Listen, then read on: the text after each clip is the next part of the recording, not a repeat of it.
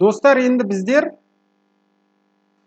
мысалға тауар қосқаннан кейін тауарымызды продажға шығара алмай жатамыз. Бірақ архивта тұрып қалады. Жаңадан қосқан тауар болуы мүмкін ол. Қазір көрсетейін. Мысалға мына жерден управление товарға өтсек, мына жерден опубликовано болып тұр ғой товарлардың бәрі. Архивқа өтсек, біздер жаңадан қосқан товар болады да мына жерде. Жаңадан қосқан товар, например, осы товар. Бірақ о товарды біздер мына кнопканы басып, ставить продаж десек те, мына жерге кеп түседі, применение измененияға кеп түседі, бірақ ол кейбір жағдайларда опубликованныға өтпейді. Себебі бұнда қателік болады. Біз бұл товарды қосқан уақытты, жаңа товар болса бұл, ценаны кейбір кездерде жазғызбай сайт өткізіп жібереді.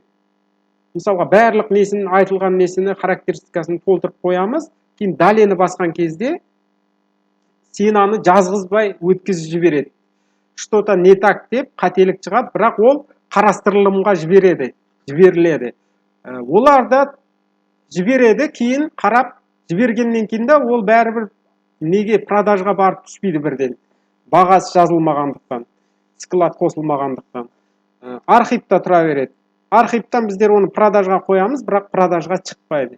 Енді о жағдайларда не істеуіміз керек? Ондай жағдайда, міне, например, өзімде болған осындай жағдайларды айтып жатырмын, достар. Мына карандашты бір басамыз. Міне, например, осы товар шығарылмай жатыр сатылымға. Енді мына жерден баға жазылмай кеткен болуы мүмкін. Мына жерде мынаны пример ретінде көрсетіп отырмын. Бағаны жазамыз, мысалға. Мына жерге бағаны жазамыз. Кейін біздер, например, бірден бұлай істеуіміз мүмкін, сохранить етуіміз мүмкін. Ол қате болып есептелінеді. Бірден сохранить ету. Неге? Өйткені әлі біздер о жаңа товар болғандықтан, достар, жаңа товар болғандықтан, мына жерде складты белгілеуіміз керек. Қазір көрсетем. Мына жерде все пунктте складтарды белгілеуіміз керек. Сол кезде сатылымға шығады. Біздер тек қана мынаны белгілесек, мынаны белгілемесек, ол сатылымға шықпайды. Складта жоқ болғандықтан оны продажға қоймайды. Соны жақсылап ескеріп алыңыздар, достар. Міне, мынаны басып қоясыздар. Бірінші склад дегенде.